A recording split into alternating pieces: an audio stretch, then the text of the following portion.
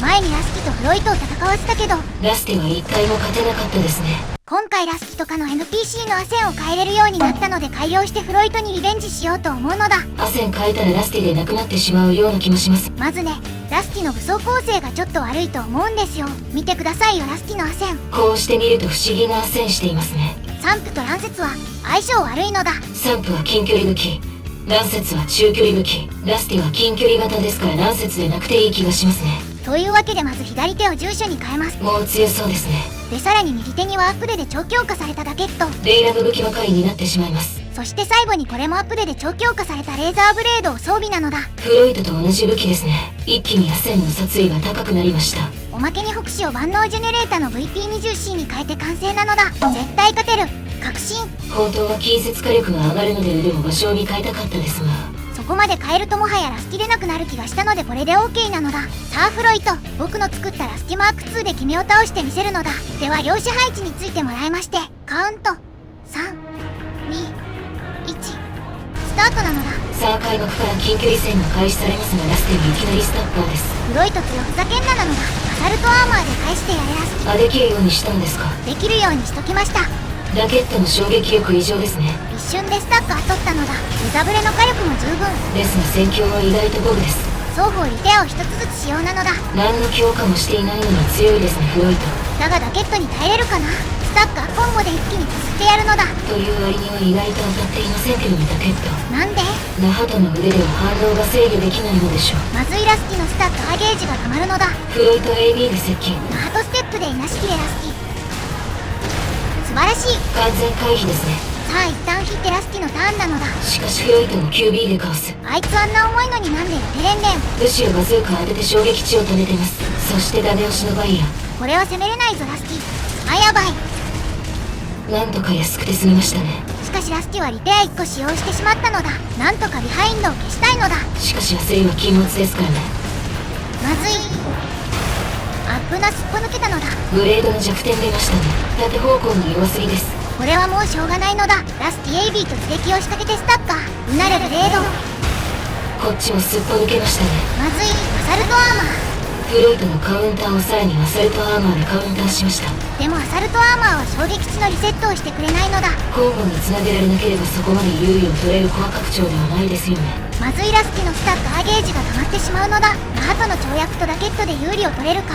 でもラケットそんなに当たってないです。近づけば当たるのだ。さあ追撃タイムなのだ。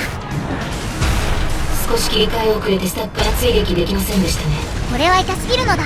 キックも外れてしまったのだ。これはラスティ一旦退避した方がいいですね。しかしフロイトはそれを許さないのだ。しっかりスタッカー取られてしまいましたね。だが次はラスティの番なのだ。ダメだ。ラケットで一瞬で衝撃を止めてもバリアで防がれてスタッカーにできないのだ。近づいた分ラスティが不利になってしまいました。もうラケットと住所のコンボで先にスタッカーを取るしかないのだ。フロイトは引く体勢に入って衝撃値を冷ましていますね。バズーカとドローンがあるから射撃戦でもなんとかなるフロイト。無理に攻めはしないのだ。でもさすがラスティのハト足とラケットです。一気にフロイトの衝撃値を止めました。しかし格闘寄りの地上クイックで距離を離されてしまいましたね。この格闘を入れれないのはきついのだ。双方リペアなしですのでどちらかのコンボが決まった瞬間に勝負が決します。ギリギリの戦いなのだ。ドローン、パルスミサイルどちらも当たらない。ここでスタッカー。しかしレザブレのクールタイムが返ってきていません。この渾身の追撃を逃したのは痛すぎるのだ。ここでスタッカーゲージ逆転。フロイトのドローンとライフルが襲う。さらに AB で距離を詰めるのだ。ですがラスティのゼロ距離バズを回避。なんとかスタッカーを5分まで持っていったのだ。先にスタッカーを取るのはどちらか。フロイトバズからのドローン、そしてレザブレで決めるのだ。せっかくアセンを変えたのに負けてしまいましたね。ラスティマーク2。ラケットが全然当たってなかったのが問題なのだ。というわけで先ほどの失敗を踏まえてさらに変更していくのだ。とりあえずラケットはやめて両手重手にしましょう。結局こうなるのか。さらに FCS もオセルスでいいでしょう。前両手重手なら押せ以外ありえないのだ。これで完成です。勝ったな。絶対に勝てます。さあ次はこのラスティマーク3でフロイトに挑戦なのだ。フロイトも毎回大変ですね。では量子配置についてカウント3、2、1、スタートなのだ。さあ今回のラスティマーク3は完全近距離型。しかも重ショットガンはしてダメージ高いのでスタッカー捉えなくても脅威なのだ。早速フロイトはバリア展開しましたね。いきなり8割までスタッカーゲージを貯められるのはさすが重症。しかもバリア剥がすのも早いですからね。どんどん攻めていきます。フロイトの AP はもう7割。バリア使ってこれだから住所の火力さすがなのだ。そしてフロイトの AB ブレードを見ますラスティ。それでも先にスタッカーを取るのはこの男。ラスティの AP を一気に6割まで削ったのだ。だがラスティもブレードでは返し、追撃で火力が取れるのも住所の強みなのだ。アサルトアーガンでさらに火力を取ろうとしましたがこれは失敗ですね。でも近距離まで接近することができたのだ。近づけばオセラスプラス住所の餌食なのだ。フロイトも拡散ガスで迎撃しますがラスティに格闘で返されてしまったのだ。そして住所で追撃。フロイトの残り手は1つ、ラステの残り2つなのでかなり有利ですね。だがラスティの衝撃値もかなり溜まっているのだ。バリアがないからコンボが決まれば一気に不利になるのだ。ラステヘイビー住所。フロイトは回避してライフルとレーザードローンを射出。ラスティを誘い込んで拡散バズでスタッカーなのだ。さらにヘイビーして距離を詰めます。一気に火力を出すつもりですね。しかし住所の反撃が痛い思わずバリア。ラステにリペアを使わせましたがフロイトもバリアを使い切ってしまいました。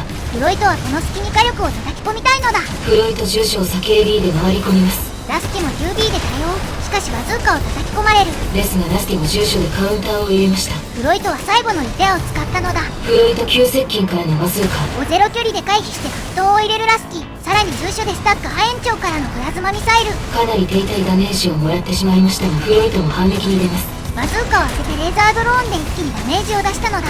ラスティも最後のリペアを使いましたね。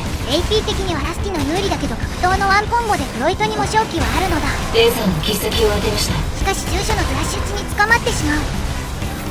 あれラスティ、どうしたのでしょう。これは騙して悪いがフェイント。住所を当ててバズーカを避けましたね。フロイト逃げるんだ。これはまずい。しかしアサルトアーマンでそれを許しません。住所延長からの格闘で締めるのだ。ラスティマーク3の勝利ですね。